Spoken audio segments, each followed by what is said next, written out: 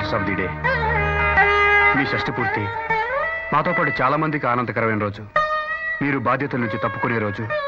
మీ బంధువుల్లో ఒకరికి అధికారం చేతికొచ్చే రోజు. నిజంగా ఈ రోజు మర్చిపోలేను సార్. మీ వాళ్ళందరి జీవితాలకి ఓ దారి చూపించారు. డబ్బు లేని వాళ్ళ కోసం స్కూల్ కట్టించారు, స్కాలర్షిప్లు ఇప్పించారు. మీ ఫ్యాక్టరీలో పనిచేసే వాళ్ళందరినీ సొంత మనుషుల్లా చూసుకున్నారు. సొంత మనిషిని మరి నన్నెందుకు సార్ అంటరాని వాడిగా చూస్తారు? నా పేరు చెప్తే ఉలిక్కి పడతారు, నా నీరు చూస్తే తప్పుకుని వెళ్ళిపోతారు, నేరాగానే మాట్లాడడం ఆపేస్తారు. నేనేం తప్పు చేశాను సార్? మిమ్మల్ని ప్రేమించి మీరే దేవుడని నమ్మిన మా అమ్మ కడుపులో పుట్టడమే నేను చేసిన తప్ప, మిమ్మల్ని నాన్న అని పిలవాలని ఆశపడ్డం తప్ప, మా అమ్మ ప్రతివ్రతాన్ని లోక ముందు చెప్పాలనుకోవడం తప్ప. చెప్పండి సార్, చెప్పండి. నాకు అర్థమైంది సార్. మీరు క్షమించలేని తప్పు ఖచ్చితంగా మా అమ్మ చేసి ఉంటుంది.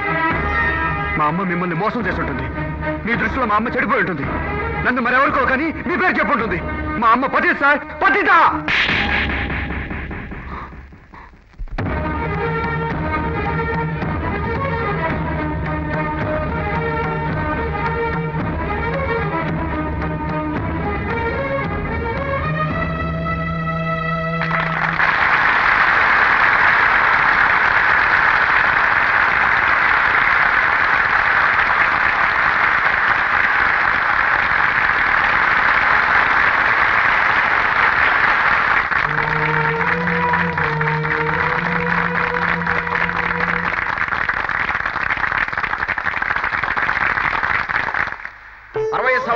పరిపూర్ణమైన జీవితాన్ని అనుభవించి 61వ సంవత్సరంలో అడుగు పెట్టబోతున్న శ్రీ వరప్రసాద్ గారికి శుభాకాంక్షలు. వరప్రసాద్ గారికి షష్ఠి పూర్తి అంటే అది ఆయన కుటుంబానికి మాత్రమే పండగ కాదు, సమాజం మొత్తానికి పండగ, మంచికి మానవత్వానికి పండగ. ఆడపిల్లకి ఎక్కువ కట్నం ఇచ్చారనే కోపంతో తన తల్లిదండ్రుల్ని బయటకు గంటేసే అన్నదమ్ములున్న ఈ రోజుల్లో తన చెల్లెళ్ల కోసం తన జీవితాన్నే త్యాగం చేసిన ఘోటక బ్రహ్మచారి మన సూర్యదేవరాజు. వారిలాంటి పుట్టినరోజు వేడుకలు ఇంకా చాలా చేసుకోవాలని ఆశిస్తూ వారికి షష్ఠి పూర్తి శుభాకాంక్షలు తెలియజేస్తున్నారు. ఇప్పుడు శ్రీ వరప్రసాద్ గారు మాట్లాడతారు.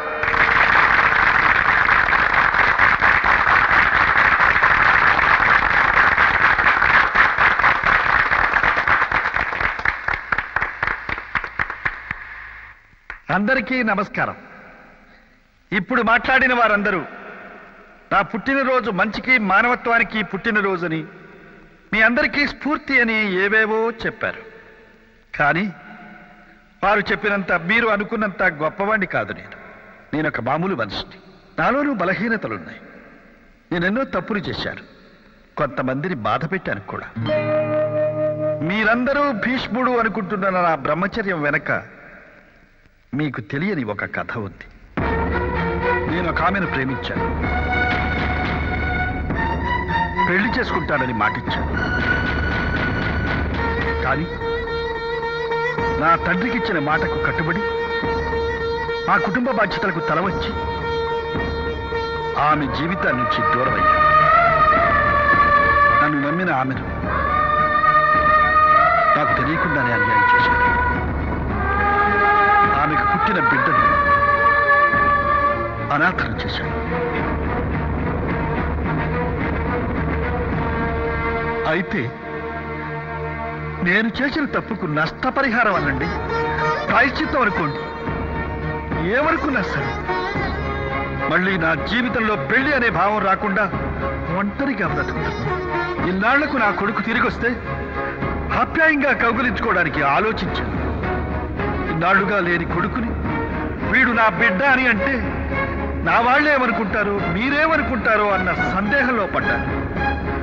ఆ ఆలోచనే తప్పు అన్న నిర్ణయానికి వచ్చి ఈ సంతోష సమయంలో నా అంతరాత్మ సాక్షిగా నిజం చెబుతున్నాను. విజయలక్ష్మి నా భార్య, ఆనంద్ నా కొడుకు.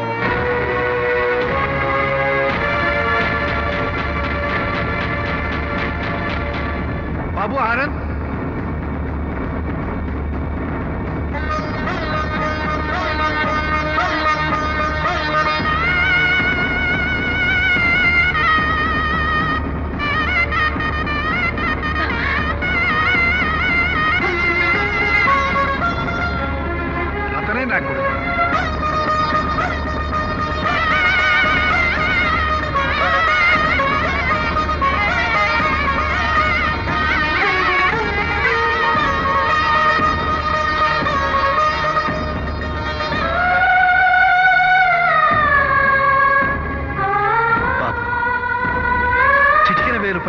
నీకు ఈ లోకం చూపించాల్సిన తండ్రి. ఇన్నాళ్ళు పరువు ప్రతిష్టల్ని పట్టుకు వేలాడి నీకు మనోవేదన మిగిల్చారు. తండ్రి అంటే చిన్నప్పుడు చేతిలో ఆటబొమ్మల, ఊహ తెలిసాక చదువు నేర్పే పుస్తకంలా, వయసొచ్చాక జీవితంలో ఎలా బ్రతకాలో తెలిపే మార్గదర్శకుడిలా ఉండాలంటారు. గోరుముద్దలు తినిపించని తల్లి, గుండెల మీద వేసుకొని పెంచని తండ్రి, తలకొరివి పెట్టని కొడుకు ఉన్నా ఒకటే, చచ్చినా ఒకటి. ఆనంద్ నా రక్తం పంచుకు పుట్టిన బిడ్డ అని చెప్పడానికి నేను ఎంతో గర్వపడుతున్నాను. ఇక నుంచి సూర్యదేవర కుటుంబానికి, ఈ వంశ పరువు ప్రతిష్టలకు, ఆచారాలకు, సంస్కృతికి నా కొడుకే వారసుడు.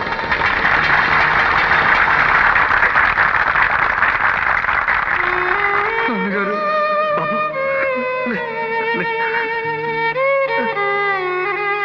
నాన్నగారు, బాబు, నాన్నగారు. అన్నయ్య ఇంత ఘోరం చేస్తాడని కల్లో కూడా అనుకోలేదక్క. షష్ఠిపూర్తి రోజే ఈ ఇంటి కీర్తిని మంట కలిపాడు. అవ్వా, 60 ఏళ్ళు మీదికొచ్చాక అక్రమ సంబంధం గురించి స్టేజెక్కి చెప్తాడా? సిగ్గున్నవాడైతే ఇలాంటి వెధవ పని చేసేవాడే కాదు, రేపు నలుగురిలోనూ తలెత్తుకుని ఎలా తిరగాలో అర్థం కావటం లేదు. ఇన్నాళ్ళు ఫలానా సూర్యదేవర వారి ఆడపడుచులు అంటే అందరూ చేతులెత్తి దండం పెట్టేవాళ్ళు.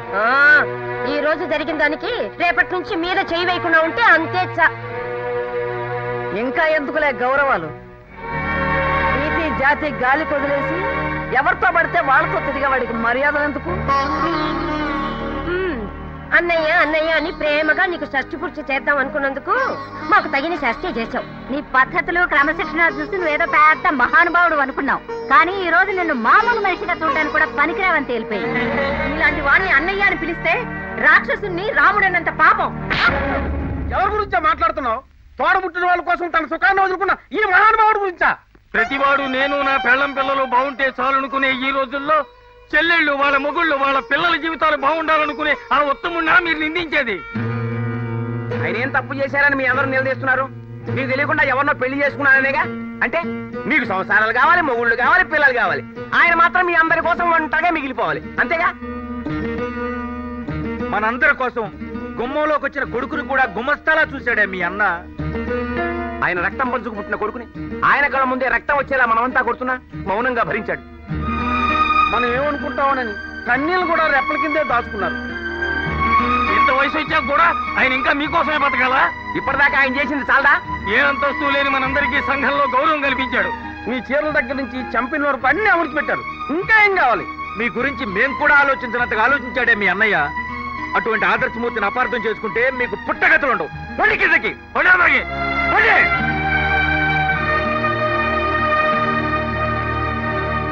వాళ్ళ మాటలు మీరేం పట్టించుకోకండి బావగారు. మీరు చేసింది ముమ్మాటికి తప్పు కాదు. ఇన్నేళ్లుగా మీ భార్యని బిడ్డని మా కోసం త్యాగం చేశారు. ఇక ముందు ఈ తప్పు జరగటానికి వీల్లేదు బావగారు. అవును బావగారు, మీరు వెంటనే వెళ్ళి వాళ్ళని తీసుకుంటండి.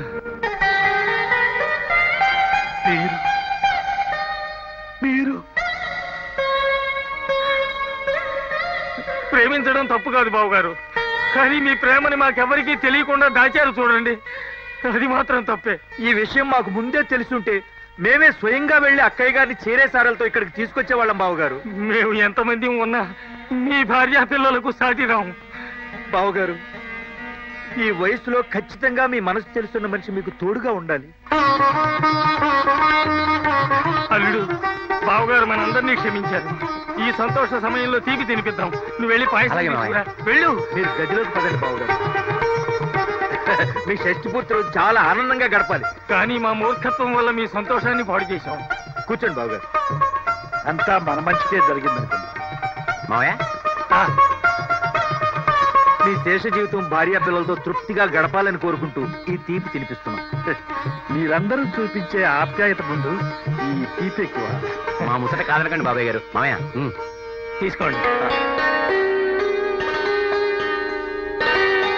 అన్నయ్య, బావగారు, ఈ రోజు నుంచి ఆనందం మా ప్రాణంలా చూసుకుంటాం.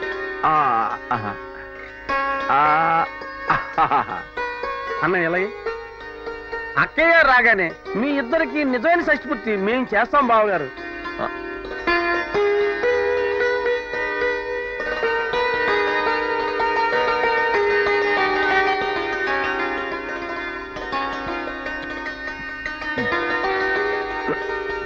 మెల్లిగా తినండి బాబు గారు.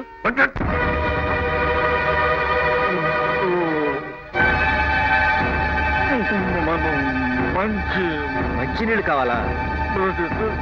ఇవి గ్లాసుడు మంచినీళ్ళతో తగ్గే ఎక్కిళ్ళు కావు బాబాయ్ గారు. మీ గుక్కిలు ప్రాణం పోతే గాని ఆగవు. మీరు తాగిన పాయసంలో విషం కలిపాం బాబు గారు.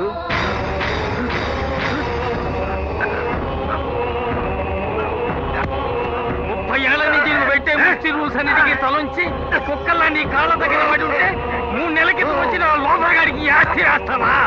ఎవడో ఫోన్ కిస్కా కొట్టగాడి తీసుకొచ్చి నీ కొడుకంటే వాడికి మేము సలాములు కొట్టాలా?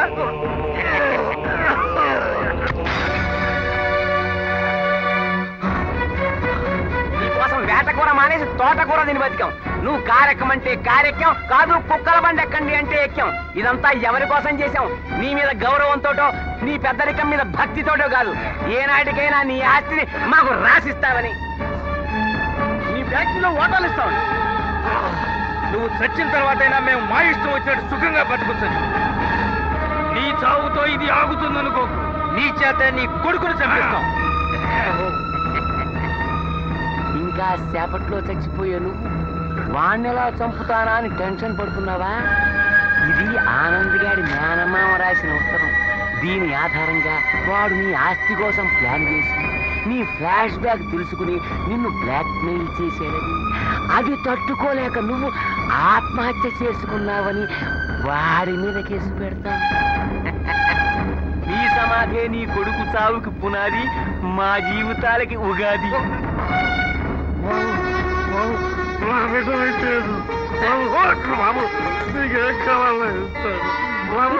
అనిపించేది నీ నోట్లోంచి వచ్చే రక్తం, నీ ఒంట్లోంచి పోయే ప్రాణం చూసుకో. ఎన్నాళ్ళు ఒంటరిగానే బతికాడు, చచ్చేటప్పుడు కూడా ఒంటరిగానే చావనివ్వండి. పదండి పోదాం.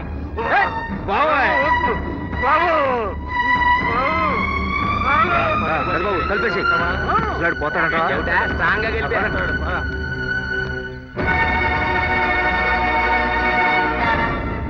వరప్రసాద్ గారు లేరు, బయటికి వెళ్ళారు. కింద కారు ఉంది. అదే వేరే కార్లు వెళ్ళారు. అవునవును.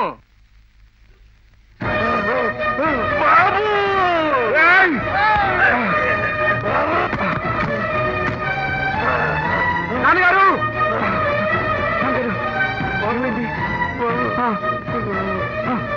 చెప్పండి, ఏమైంది?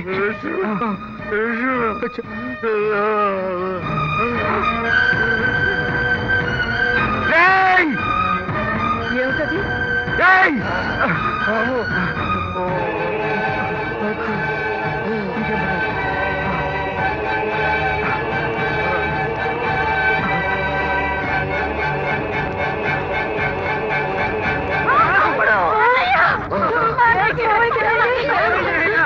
మా నాన్నగారికి వాళ్ళు విషయం పెట్టారు.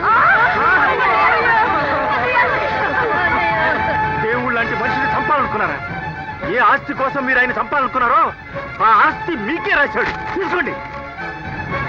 కన్న కొడుకు 2 ఎకరాలు ఇచ్చాడు. అది కూడా తను చనిపోతే తలకొరివి పెట్టడానికి ఖర్చు కింద ఇచ్చాడయ్యా. అలాంటి మనిషిని చంపి మీరేం బాగుపడతారు?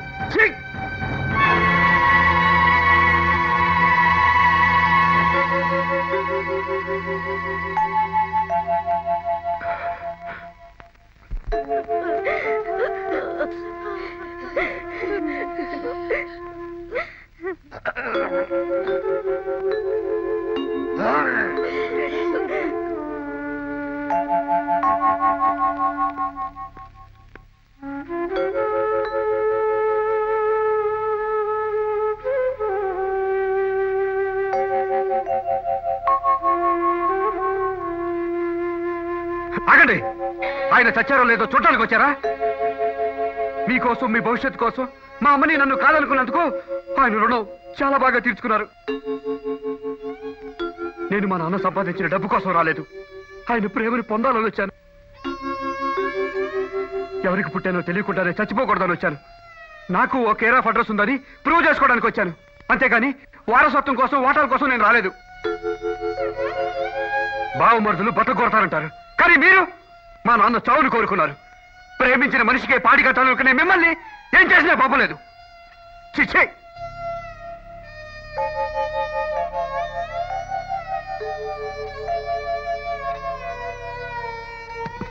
Doctor, mister Anand, he's out of danger. మీరు వెళ్ళి చూడండి.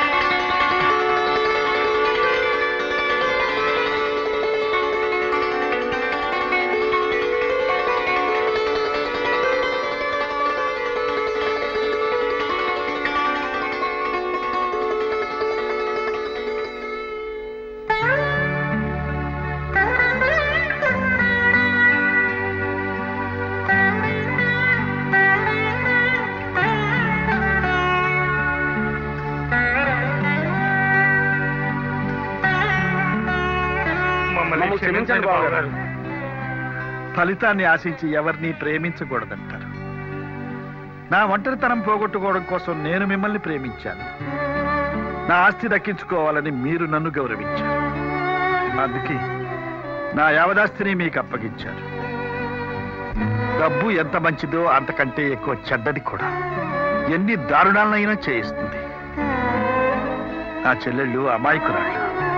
వాళ్ళ మీద కోపం వస్తే కొట్టండి, తిట్టండి, అంతేగాని ఏ అఘాయిత్యానికి పాల్పడకండి. పదబాబు.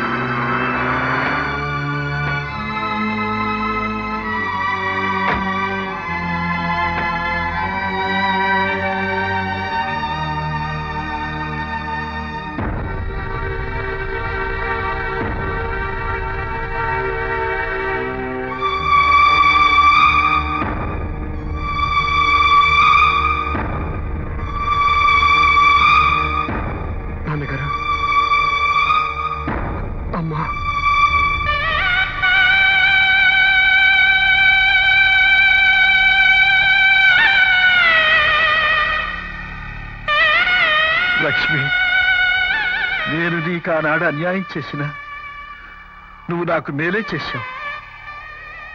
సమర్థుడు, బుద్ధివంతుడు అయిన మంచి కొడుకును కని ఈ వంశానికి వారసుని ఇచ్చావు.